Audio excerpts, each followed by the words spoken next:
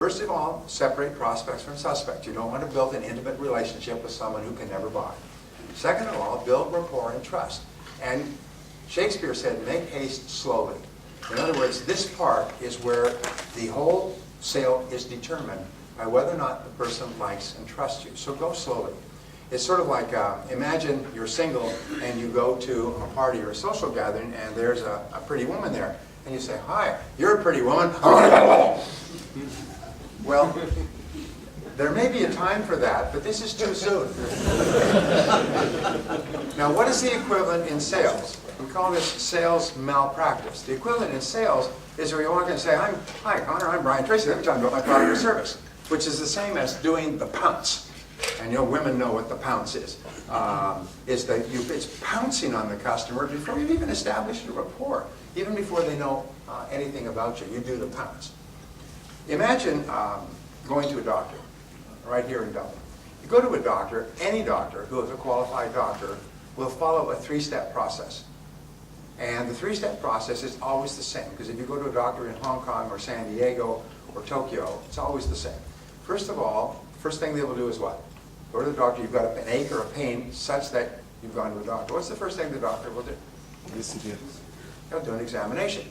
Before you get in to see the doctor, they'll take your blood pressure, they'll take your pulse, they'll take your temperature and so on. And then you go in and the doctor will do an examination. A stethoscope, front, back, cough, bend over, and a whole bunch of other things.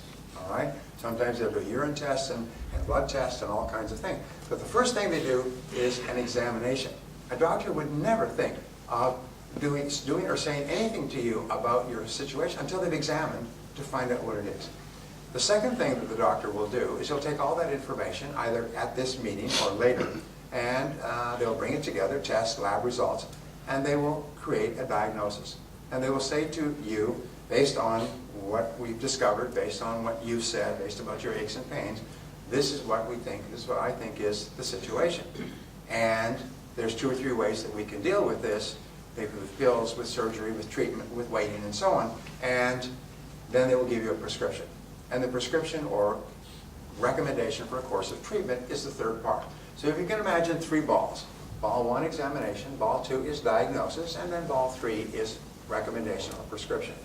Every doctor in the world does it this way. Now imagine you went to a doctor and you said, doctor, I've really got these pains. I've been having them for 2 or 3 months. You're going to an internist. And the doctor says, good, take these pills. You'll be fine. Well, don't you want to do any tests or any exams or ask me any questions? No, I'm really busy today. Just take these pills. I work with sore stomachs all the time. Take these pills. They'll be fine. Or say the doctor says, you got a sore stomach? I probably put some form of gastroenteritis. Get up here on the table. Let's cut. Nurse, bring me a scalpel. Okay, let's get in here. Let's get in there and let's see what we got. Let's open you up. But you'd say, whoa, wait a minute. This person must be crazy. They're not going to do any tests. They're just going to start doing surgery on the first visit. What would we call this? What we call this when a doctor does not follow proper medical procedures. Practice, we call it malpractice. What do we call it when a salesperson walks right in and starts talking about their product or service? We call it sales malpractice. And it's just like a doctor who practices who engages in malpractice will lose their license. A salesperson who engages in sales malpractice will lose their income, or basically will struggle. As we say, salespeople who engage in sales malpractice have skinny kids. So your job and my job is to take the time to do the examination by asking good questions. And it leads us to stage 3. What have we got for time? Okay, all right. Stage 3, I have to hurry through these stages. Stage 3 is identifying needs accurately. This is where you actually ask really good questions about the customer's situation and wants and needs, and you test your answers and back and forth until the customer is clear that yes, yes, I do have a genuine want or need for what you're selling. And it is in the asking questions that you actually build the trust and set the stage for the actual sale. If you don't ask enough questions and you start to make recommendations, you still have not mentioned your product or service, by the way. Yes, you have separated the prospect or suspect by checking what they need. You have built rapport and trust and credibility. You're now asking questions and focusing in on the customer. The customer must feel that you are like a consultant an advisor, a helper. You're not trying to sell, you're trying to help. Just like when you go to a doctor and the doctor does tests and asks you questions, they're not trying to sell their services, they're trying to help you. And once you get this feeling, this person's not trying to sell me something, they're trying to help me improve my life and work, it changes completely. At the end of this questioning process, the customer should be crystal clear, yes, I really do need what you're selling.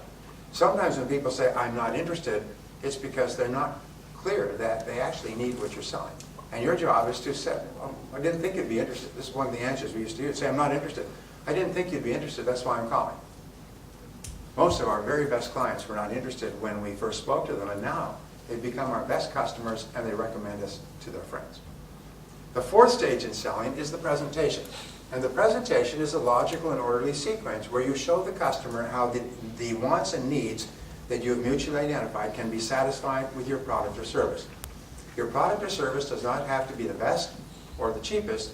It just has to be the right product for this customer at this time. And you show them that based on what you've said, I think our product or service can help you achieve your goals in a cost-effective way. Let me show you how.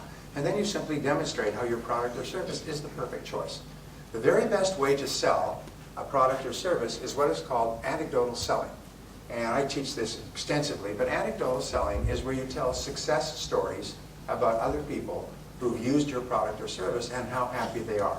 You find that a customer will forget everything you tell about your product or service probably by the next day, or about 80 or 90%.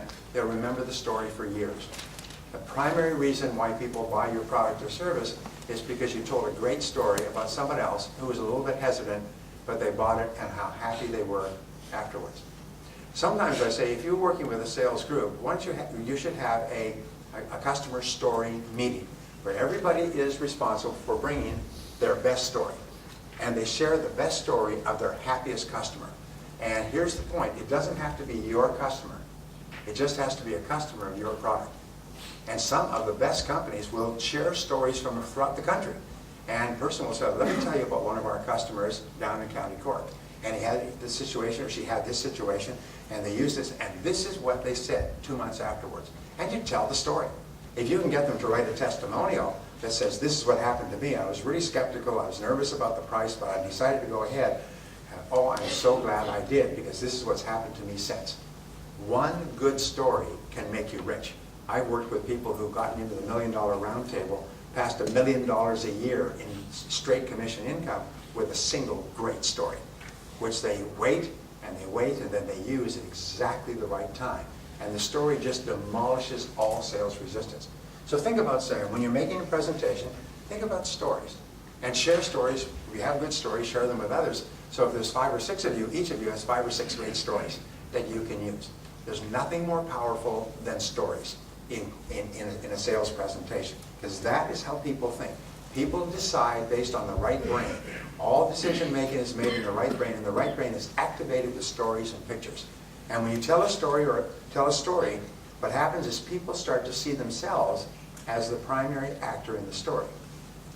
Here's an interesting discussion.